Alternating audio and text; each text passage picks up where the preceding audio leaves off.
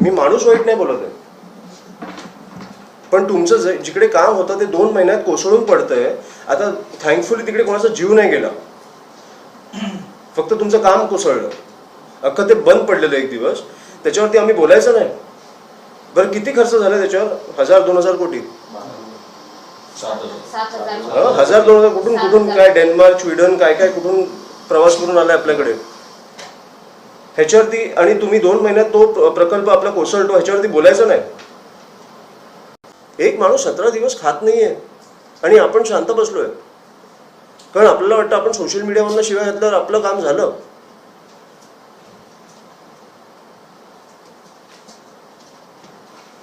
मला पण जेन्युइनली कळत नाही, म्हणून मी तुम्हाला बोललो आंदोलन घ्यायच्या आधी काय हे अशा लेवलला जर तुम्ही एका माणसाची परिस्थिती आणत असाल, थोडं लक्ष द्या. बरं करायचं काय? एका निर्लज्ज मंत्र्याचा राजीनामा घ्यायचा आहे.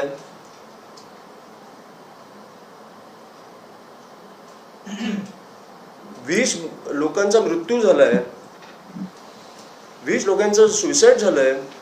त्याचा त्यांनी जबाबदारी घ्यायची आहे फक्त. 2 महिन्यात तुम्ही ओपनिंग केल्यानंतर ती कोसळली आणि तुम्ही सहन करणार नाही, त्याच्याबद्दल कोणी बोलायचं नाही. काय सहन न करणार का काय? तुम्हाला लोकांनी तिकडे बसवलंय, ज्या लोकांचं नुकसान होतंय, ज्या रस्त्याचं नुकसान होतंय ते आम्ही बोलायचं नाही का? सहन का नाही करणार? मी त्या दिवशी साहेबांचं पण भाषण ऐकलं. मला वाटतं देवेंद्र फडणवीस साहेबांचं पण विधान भवनातनं ऐकलं की मला शिव्या घाला पण महाराष्ट्राला नको. ही महाराष्ट्राला शिवी आहे. तुम्ही केलेलं काम हे 2 महिन्यात कोसळतंय, ही महाराष्ट्राला शिवी आहे. महाराष्ट्राला शिवी ही आहे की तुम्ही कोट्यांमध्ये पैसे देऊन आमदार खासदार फोडताय. तुम्ही आम्ही बोलण्याचा हक्क आमच्याकडनं हिरावून घेताय, ही महाराष्ट्राला शिवी आहे. हे असं आधी कधीच नव्हतं. तुम्हाला जे करायचं करा, आम्ही बोलणार. तुमच्या चुकांवर बोलतोय, आम्ही महाराष्ट्रावर बोलत नाही आहोत. जिकडे तुम्ही महाराष्ट्रासाठी उत्तम कराल तिकडे उत्तम बोलणार. राज ठाकरेंनी जेव्हा आपल्या भाषणातून या सगळ्या प्रकाराचा उल्लेख केला तेव्हा राज ठाकरेंना प्रत्युत्तर म्हणून सुद्धा मुख्यमंत्र्यांनी विधानभवनामध्येच आणखी त्यावरती स्पष्टीकरण दिलेलं आहे. ते मिमिक्री वगैरे मिमिक्री संदर्भात आणि राज ठाकरेंवर टीकात्मक टिप्पणी सुद्धा त्यांनी केलेली आहे. काय केली? मी बघितलं, मी मिमिक्रीचं ऐकलं. पुढे काय बोलले? सुपारीबाज हा शब्द वापरलेला आहे. भाडेके टट्टूला काही पर्यायी शब्द वापरले. भाडेके टट्टू हे आता महाराष्ट्र बोलायला लागलंय तुम्हाला. हे सगळे भाडेके टट्टू आहेत का? तुम्हाला अख्खं राज्य बोलायला लागलंय तुमच्या चुकांवर, तर हे सगळे भाडेचे टट्टू आहेत ज्यांनी तुम्हाला मतदान केलं. आम्ही सुपारीबाज, हा ठीक आहे, चल पुढे. जे लोक तुमच्या कामांवरनं चुका काढतायत, जे काम ज्यांच्यासाठी तुम्ही काम करताय ते पूर्णपणे तुम्ही करू नाही शकत आहात आणि त्याच्यावरती बोलायला नाही पाहिजे, तर आम्ही भाडेके टट्टू. दुसरीकडे ते मित्र देखील म्हणतायत राज ठाकरेंना. ते मित्र आहेत. हे बघा, मैत्री ही, राजकारण आणि मैत्री ही वेगळी गोष्ट आहे. मी मुख्यमंत्री साहेबांना माणूस वाईट नाही बोलत आहे, पण ऍटलिस्ट टीका घ्यायला शिका. मी माणूस वाईट नाही बोलत आहे, पण तुमचं जिकडे काम होतं ते 2 महिन्यात कोसळून पडतंय. आता थँकफुली तिकडे कोणाचा जीव नाही गेला, फक्त तुमचं काम कोसळलं. अख्खं ते बंद पडलेलं एक दिवस, त्याच्यावरती आम्ही बोलायचं नाही. बरं किती खर्च झाला त्याच्यावर? 1000-2000 कोटी. 1000-2000 कुठून कुठून काय डेन्मार्क स्वीडन काय काय कुठून प्रवास करून आलाय आपल्याकडे ह्याच्यावरती. आणि तुम्ही 2 महिन्यात तो प्रकल्प आपला कोसळतो ह्याच्यावरती बोलायचं नाही. उत्तम आहे, आमची पण मदत होते. मिसिंग लिंक झालंय, चांगलं आहे. अर्धा तास वाचला पुण्याला जायचं. पण ही कुठची क्वालिटी? नैसर्गिक काय असतं? आणि आधीच्या सत्तेला मला वाटतं की दरवेळेला बोलणं बंद करा. तुम्ही होतात त्या सत्तेत, तुमच्याकडे काम करायला तुम्हाला जबाबदारी नव्हती का तेव्हा? बस कर आहे की आधी वेगळ्यांची सत्ता होती, आधी तुमचीच सत्ता होती. वेगळा माणूस मुख्यमंत्री होता किंवा वेगळा माणूस महापौर होता. हे बोलणं थांबवा आता. पण कुठल्याही गोष्टीची अकाउंटेबिलिटी घेताना कोणीही दिसत नाही. म्हणजे जर अकाउंटेबिलिटी भीतीदायक आहे. भीतीदायक आहे. मी तुम्हाला जेन्युइन सांगतो, ॲज अ सिटीजन मी सांगतो, हे खूप गंभीर आहे की कुठचाही माणूस आपल्याकडे अकाउंटेबिलिटी म्हणजे कोणी आन्सरेबलच नाही आहे. आपण प्रश्न कोणाला विचारतोय, प्रश्न विचारल्यानंतर उत्तर येईल की नाही ह्याची आंदोलन करताना पण एक हे असतं की दडपण की समोरचे ऐकणार आहेत की नाही ऐकणार आहेत. का ते दिल्लीमध्ये चालू आहे तसं होणार आहे की एका माणसाचा जीव गेल्यानंतर तुम्ही चालू करणार आहात का ऐकायला?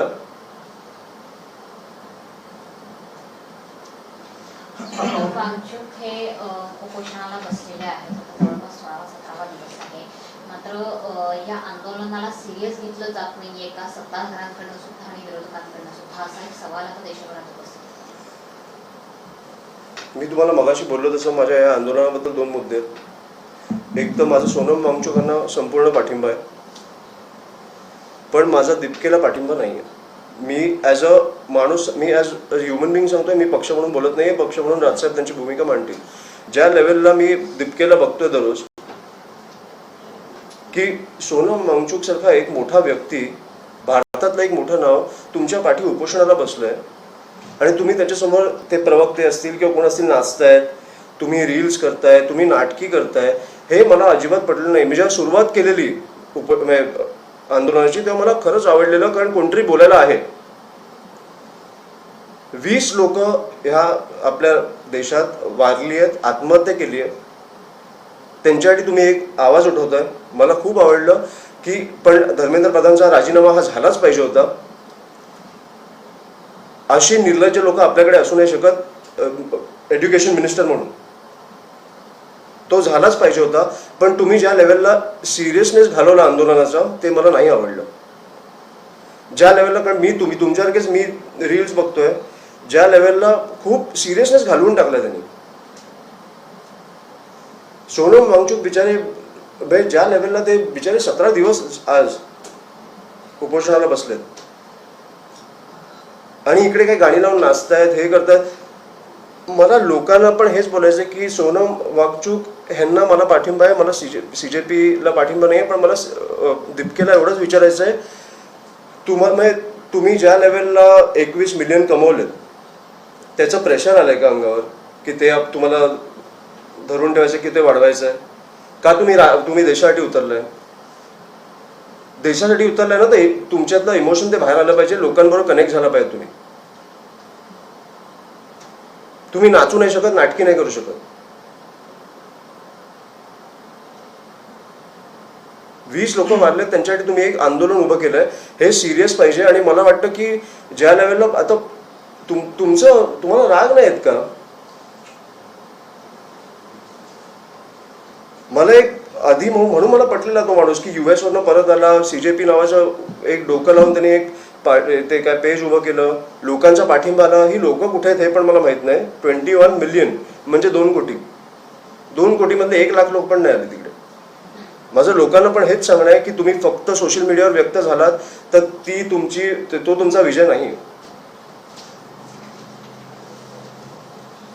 तो तुमचा विजय नाही. एक पेज लाईक करणं हा तुमचा विजय नाही आहे.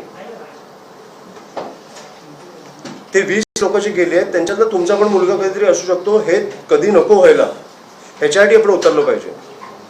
अभिजित दीपकेकडे एक युवा चेहरा म्हणून बघितलं गेलं, युवा आंदोलक चेहरा म्हणून नाही असं युवा पिढीकडून आशा निर्माण झाली होती दीपकेच्या रूपानं, आणि आता मी सुरुवातीला बोललेलो की मग आमचा पाठिंबा आहे, पण त्यांनी ज्या लेवलला ते सिरियसनेस घालवलं मला ते नाही आवडलं.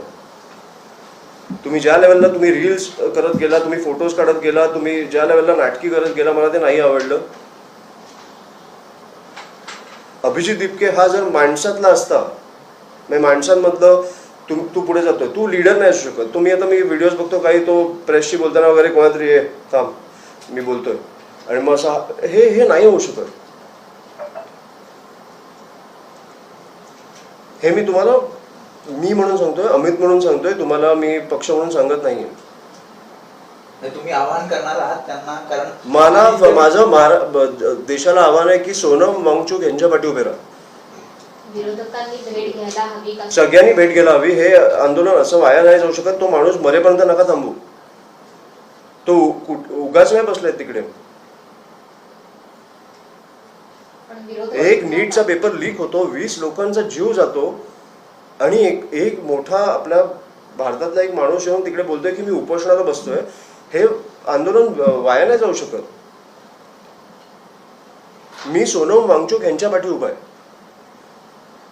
पण त्याच्यासाठी पण मी काय करू शकतो मला माहित नाही, कारण विरोधी असेल, विरोधी पक्ष असेल किंवा सरकार असेल, कोणीही लक्ष देत नाही तिकडे.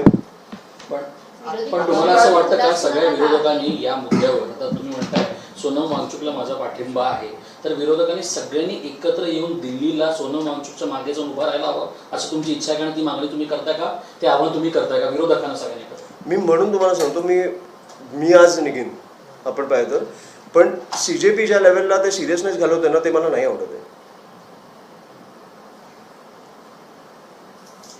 आपण तिकडे जाऊन बसू पाहिजे, पण करायचं काय? कारण तो माणूस प्रामाणिकपणे आपल्या भारतासाठी उतरलाय. कोणी येईपर्यंत तो थांबणार नाहीये, कोणी त्याची दखल घेत नाहीये. एक माणूस 17 दिवस खात नाहीये आणि आपण शांत बसलोय, कारण आपल्याला वाटतं आपण सोशल मीडियावरनं शिवाय घातल्यावर आपलं काम झालं.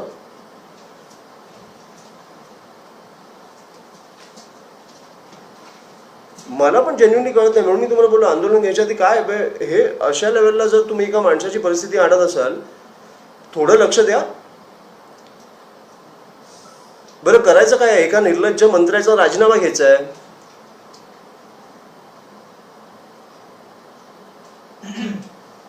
वीस लोकांचा मृत्यू झालाय, 20 लोकांचं सुसाईड झालंय, त्याचा त्यांनी जबाबदारी घ्यायची आहे. फक्त तुम्ही अकाउंटेबिलिटीच नाही ठेवतात. पण केंद्रीय मंत्री असो किंवा दादा भुसेंच्या पण राजीनाम्याची मागणी झाली असो, ती कुठलीही मागणी मान्य झाली नाही. कारण आता 3 वर्ष आहेत निवडणुकांना. हेच सर आज साहेब बोलत आले की तुम्ही एकदा मतदान केल्यावर संपला विषय. मग तुम्ही कोण? संपला, झालं आता की हा मेलात ना मेलात. हे आधी काँग्रेसच्या काळात मला दिसायचं नाही. अण्णा हजारे असतील किंवा कोणी म्हणजे उपोषण कोणतरी दखल घ्यायला जायचं आणि ह्याचं राजकारण नाही केलं पाहिजे. मला वाटतं की ह्या गोष्टीला गांभीर्याने घेतलं पाहिजे माणूस म्हणून. सोनम वांगचुक यांच्यासारखा मोठा माणूस जर देशाची ओळख खरं तर त्यांनी बनवलेली आहे, अशा माणसाचा बळी जाणं यामध्ये नाहक अशा पद्धतीने जर झालं कदाचित, कारण इतके दिवस उपोषणाला झाले आहे, जीव धोक्यात येतो आहे, याला जबाबदार नेमकं कुणाला धरलं पाहिजे? ज्यांनी म्हणजे पंतप्रधानांपासून सगळ्यांना. पण विरोधक सुद्धा याला जबाबदार आहेत का? विरोधक सुद्धा दखल घ्यायला तयार नसतात. विरोधकांचं सोडून द्या ना तुम्ही, त्यांना तुम्ही विरोधक म्हणून बसवले ना. सरकारमध्ये कोण आहे? आंदोलन कोणाच्या विरोधात चालू आहे?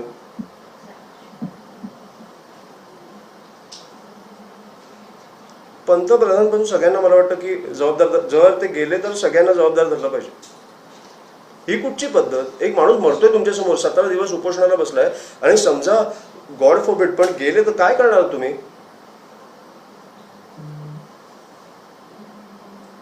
कुठचा निर्लज्जपणा आहे? तुम्ही उतरतच नाहीयेत, कोण भेटायलाच येत नाहीये. आणि हा कुठचा तुम्ही पायंडा तुम्ही पाडताय की तुम्ही चुका केल्यावर तुम्ही आन्सरेबल नाही आहात? ऑफकोर्स आन्सरेबल आहात. हे अमित साठ्यांपासून सगळ्यांना मी लागू करतो. एक माणूस लोकांच्या मृत्यूवर हसतोय, आपण ते विसरलो, पण आपल्याकडे नवीन नवीन गोष्टी येत जातात. मृत्यूवर हसतोय.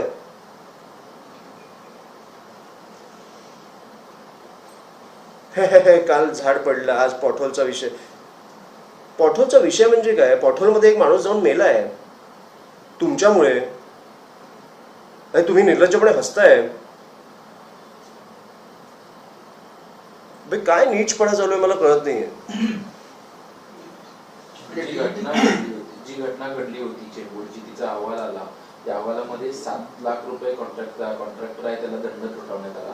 मात्र गार्डन डिपार्टमेंट असेल किंवा रस्ते डिपार्टमेंट असेल, कोणालाही दोषी धरलेला नाहीये. आणि उलट महापौर म्हणतायत की मला हा अहवाल मान्य नाही. अधिकाऱ्यांना क्लीन मग माझं काही म्हणणं नाही. आता 3 वर्षांनी बोलू, पण 3 वर्षांनी मला वाटतं ते अकाउंटेबिलिटी घेतील. पण एका 11 वर्षाच्या मुलाचा मृत्यू होतो. काय फरक पडतो तुम्हाला? तुम्हाला म्हणजे सरकारला? मला हेच वाईट वाटतं, ह्याच्याबद्दल बोलायलाच मला वाईट वाटतं की कोणीही आन्सरेबल नाही आहे. म्हणजे तुम्ही एकमेकांवर ढकलताय विषय आणि त्या मुलाच्या जीवाचा किंमत काय तर 5 लाख फॅमिलीला दिलं झालं. अरे पण त्या परिवाराचा मुलगा गेलाय.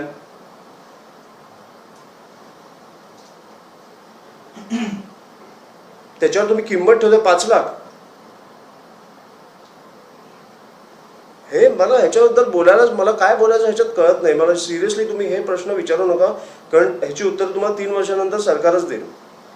मुंबई महापालिकेत जे सत्तेत आले, ज्यांनी यापूर्वी पण मुंबई महापालिकेच्या निवडणुकीतला सगळा रणसंग्राम आपण बोलला, तेच निवडून आलेले सत्ताधारीच म्हणतायत की आम्हाला प्रशासन आमचं ऐकत नाहीये किंवा प्रशासनाचे अहवाल आम्हाला मान्य नाहीयेत.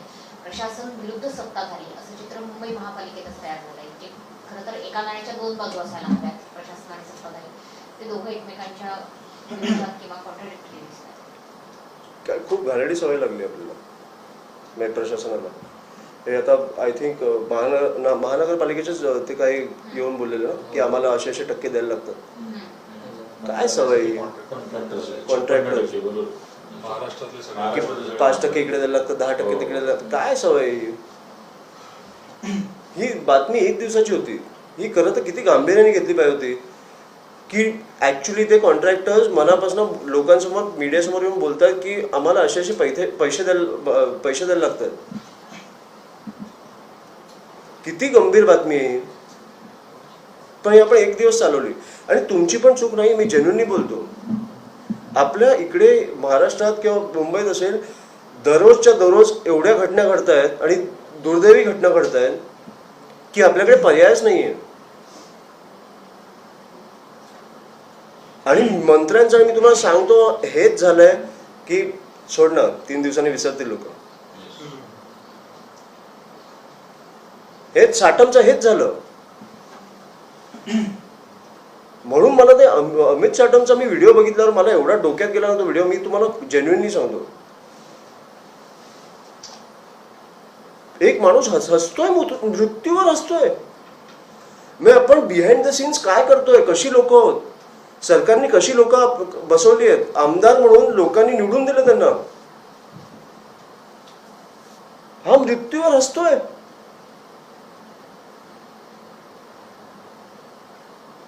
नाही खरंच लाज आहे, लाज. ह्या लोकांवर लाज आहे. ह्याच्यावर तुम्ही डिफेंड करताय स्वतःला, मुख्यमंत्री याच्यावर बोलतायत जेन्युइनली. जर मुख्यमंत्री साहेबांनी ह्याला त्याच दिवशी काढलं असतं ना तर मला अभिमान असता. असा मुख्यमंत्री आपल्या राज्याला मिळाला.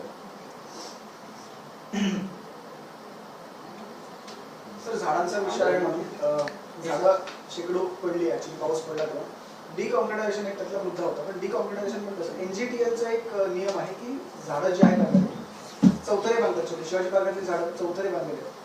पण 4 बाजू असतात, 4ही बाजूंनी 1-1 मीटर जागा ही सोडली पाहिजे आणि याची जबाबदारी अर्थात प्रशासनाकडे असते. पण ती आपल्याला कुठेही सोडलेली मिळत नाही, कुठेच नाही. तसं शिवाजी पार्कातली झाडं पण तशीच आहेत.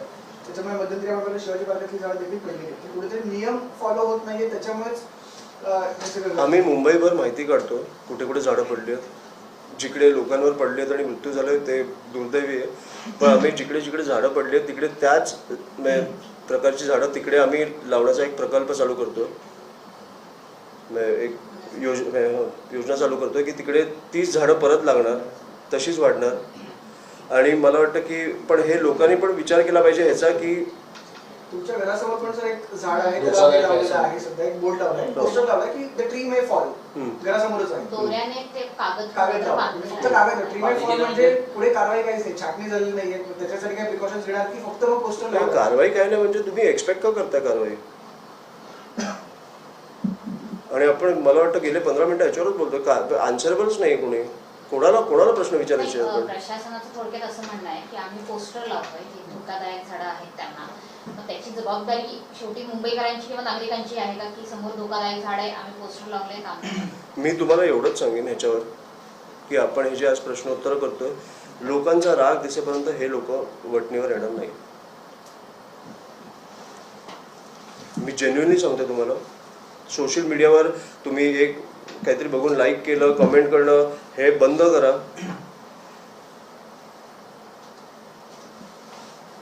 आम्ही आंदोलन केलं किंवा कोणी आंदोलन केलं याच्यावर, तर मला वाटतं लोक रस्त्यावर दिसली पाहिजे. तुमचे कॉमेंट्स आणि ह्याच्यात मला तुमचा राग व्यक्त झालेला नको आहे. हे तुमच्या दाराशी पण येऊ शकतं कधीतरी. लोकांसाठी उतरा आता. आणि मला वाटतं की तुमची ताकद दिसेपर्यंत सरकार वटणीवर येणार नाही. हे खूप सोपं आहे. ज्या लोकांनी या सरकारला बसवलंय त्यांनी राग व्यक्त केला पाहिजे. आगामी काळात काही आंदोलन वगैरे काय करू सांगा ना मला तुम्ही. तुम्ही आता म्हटलं की झाडं लावणार. आम्ही झाडं लावणार आहोत. तो उपक्रम झाला, पण हो. काही अग्रेसिव्ह स्टेप आंदोलन वगैरे काही? अग्रेसिव्ह म्हणजे काय मला तुम्ही सांगा ना. अग्रेसिव्ह हे मला वाटतं काय करायचंय. करून उपयोग होईल असं वाटत नाही. नाही केलं तर झालंच पाहिजे तो विषय. अशा लेवलला आम्ही करू कधीतरी आयुष्यात. जर करायचं असेल ना तर आम्ही राजीनामा घेतल्याशिवाय थांबणार नाही.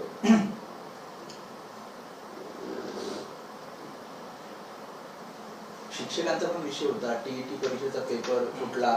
8,000 मध्ये तो पेपर त्या कर्मचाऱ्यांनी विकला. 6 लाख शिक्षक आहेत, ते परत वाट बघतात की टीईटीची परीक्षा कधी होईल.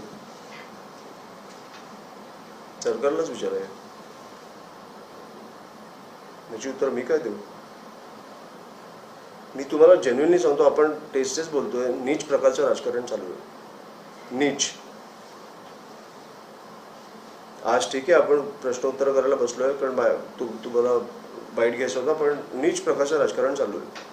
त्याच्याकडे ना तुमच्याकडे उत्तर आहेत ना माझ्याकडे उत्तर आहेत. मी फक्त विचार करतोय की ह्या सरकारला वटणीवर कसं आणायचं. त्याच्यासाठी आमची तयारी आहे. त्याच्यासाठी तुमचा पाठिंबा मिळेल एवढंच माझी अपेक्षा आहे. कारण आम्ही ऑल आउट जाणार जेव्हा जाणार तेव्हा. ईडी येऊ दे, सीबीआय येऊ दे, काही येऊ दे, पण ह्या नीच लोकांनी उत्तरं दिली पाहिजेत.